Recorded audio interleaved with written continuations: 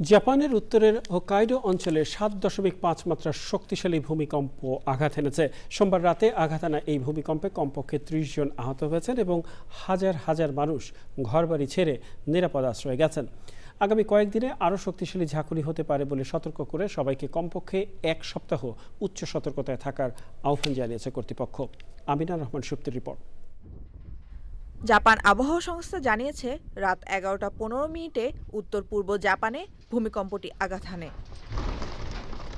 সাগরের তলদেশের ৫০ কিলোমিটার গভীরে ছিল এই ভূমিকম্পের উৎপত্তিস্থল।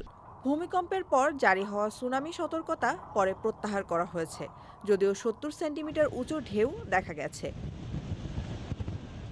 ভূমিকম্পের পর কয়েকটি ট্রেন সেবা স্থগিত করা হয়েছে এবং হাজার হাজার বাড়িতে বিদ্যুৎ সরবরাহ বন্ধ হয়ে গেছে। ভূমিকম্পে ক্ষতিগ্রস্ত নাগরিকদের প্রতিদিনের ভূমিকম্প প্রস্তুতি আবার পর্যালোচনা করার পরামর্শ দেন জাপানের প্রধানমন্ত্রী সানায়ে তাকাইচি। প্রধানমন্ত্রীর সংকট ব্যবস্থাপনা কেন্দ্রে জরুরি প্রতিক্রিয়া দপ্তর খুলেছে এবং একটি জরুরি দল গঠন করেছে জাপান সরকার।